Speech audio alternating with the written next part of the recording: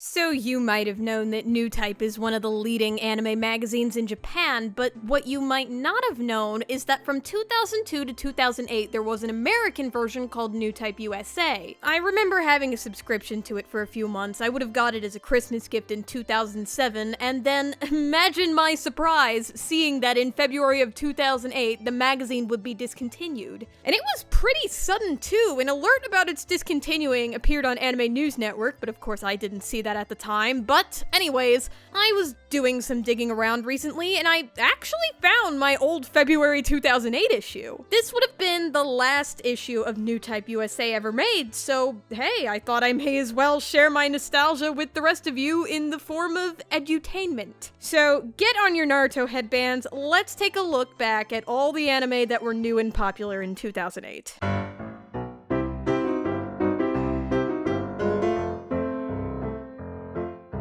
So, right off the bat, I see that the cover features Dante from the Devilman Cry series, the anime, more specifically. I see titles like Ouran, Gurren Lagann, Blood Plus, God I feel old, but you know what's noticeably absent? A sign that this is the last issue, but moving on. So, we're 4 pages in, and I see an ad for the brand spanking new, so new in fact that it's not even out yet. Anyways, I see an ad for the first volume of the Naruto Shippuden manga. I'm guessing that if you're watching this, odds are you were an anime fan back in 2008. But if you're watching this and you're a bit newer to anime, let me tell you something about being an anime fan in the late 2000s. You could not be an anime fan and escape Naruto. You just couldn't. For the featured series, I see the Devil May Cry anime, which I have mistakenly called Devilman Crybaby no less than a dozen times while trying to record this. I see Gurren Lagann, Code Geass, Shuffle, Simone, Canon 2006,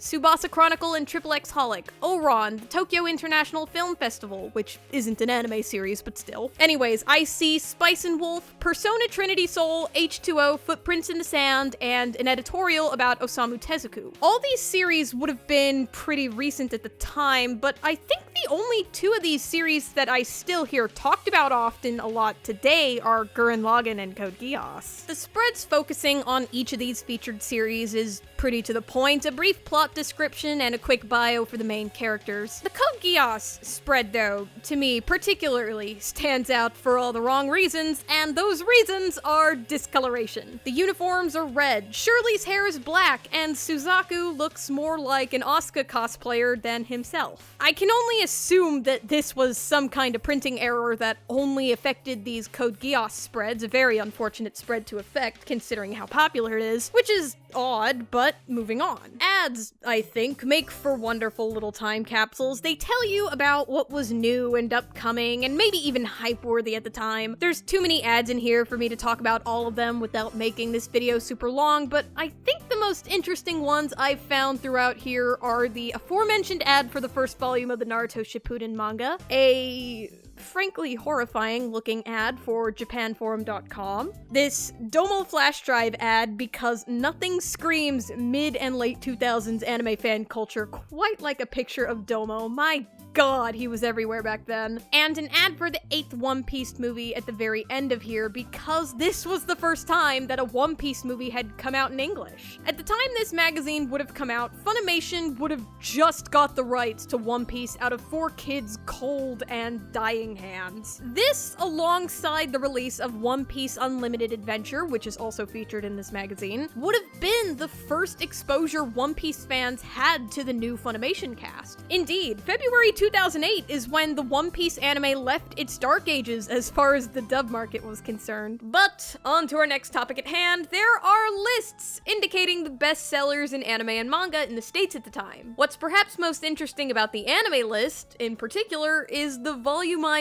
anime releases that are pretty much all gone in 2018. Yeah, remember volumized anime releases? Remember spending like $120 over the span of like a year for a 24-episode series? And do you remember all the space in your shelf it would take up? Yeah, I'm really glad we left volumized anime releases behind in the 2000s. Anyways, the lists. For DVDs, we have Karas. Whoa, did it really sell that well? Hot damn. Witchblade, DBZ, Advent Children. Oh my god, yeah, Advent Children would have been fairly recent at the time. Jesus Christ. Bleach, of course. Gundam Seed Destiny, Naruto Ninja Clash in the Land of Snow, Lucario and the Mystery of Mew, Howl's Moving Castle. Okay, quick pause. Let this be testament to just how insanely popular Howl's Moving Castle was at the time of its release, because this movie came out in the States in 2005. So even when this list was being made, it had already been out for years, yet here it still is. Absolutely incredible. Anyways, and below it is Pikachu's Winter Vacation. For manga, I see Fruits Basket, Naruto, Berserk, Vampire Hunter D, Loveless, more Naruto. I tried to tell y'all, Naruto was everywhere in the 2000s. Yu-Gi-Oh! GX and Chibi Vampire. Closer to the end of the magazine, by the convention report, you could see lists of the most popular series and characters in Japan at the time. I'm honestly not sure how they measured these. I'd assume that they just took these from the polls that ran in the Japanese editions of Newtype, but in any case, for the most popular anime in order, we have Gundam 00, Code Geass, Lucky Star, Clanad, the first Eva movie, Shakugan no Shana 2. Oh my god, there is a series I haven't heard anyone so much as mention in years. Takapo 2, Gundam Seed Destiny, The Melancholy of Haruhi Suzumiya, Hayate the Combat Butler, Higurashi Kai, Rental Magica, Gundam Seed. Jesus Christ, Japan really liked Gundam Seed, because this one finished airing in 2003. The same year, incidentally, that Full Metal Alchemist started airing, but moving on. Gintama, Neon Genesis Evangelion, this is the oldest series on the list, by the way. Gurren Lagann, Bamboo Blade, Good Luck Ninomiya-kun, Minami-ke, and Darker Than Black. For the most popular male characters, we have Lelouch, Setsuna F. Seiei from Gundam 00, Jesus Yamato from Gundam Seed, Shinji, Minoru Shiraishi, better known as Sebastian from Lucky Star, Hayate the Combat Butler, Lock-on Stratos from Gundam 00, Kaoru, Kyon from The Melancholy of Haruhi Suzumiya, and Hei from Darker Than Black. And then for female characters, we have Konata from Lucky Star. Yeah, not surprising, she was everywhere in the late 2000s. C2, Lacus Klein from Gundam Seed, Rei, Shauna from Shakugan no Shana, Kagami from Lucky Star, Haruhi Suzumiya, Miarina Ismail, and Wang Liu Mei, I am so sorry, there is no way I pronounced that right, from Gundam 00, and Yuki from The Melancholy of Haruhi Suzumiya. You know what? Just for funsies, let's take a glance at some of Newtype Japan's most popular anime and characters of 2018. This was taken from the June 2018 issue. For male characters, we have Shaoran from Cardcaptor Sakura, or to be more specific, the Clear Card arc, Kirito, Lelouch, still on the list 10 years later, very nice, Archer, Char Aznable, Yukito from Cardcaptor Sakura, Kishinami Hakuno from Fate Extra Last Encore, Sugimoto Saichi from Golden Kamui, Sasaki Heisei from Tokyo Ghoul Re, and Shiro from Fate Stay Night. For female characters, we have Cardcaptor Sakura, Saber, Asuna,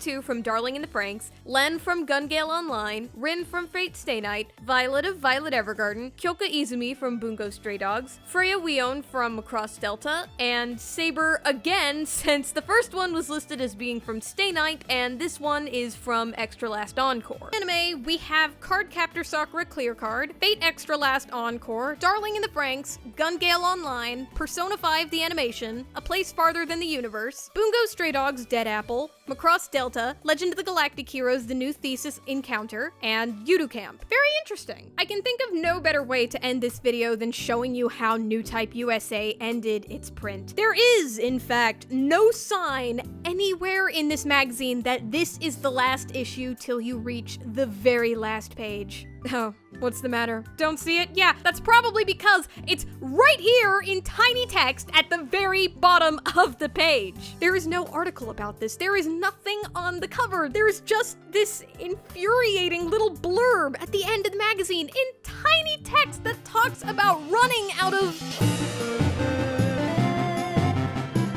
Nah, but for real, Newtype USA was a pretty good magazine. I actually kinda miss it.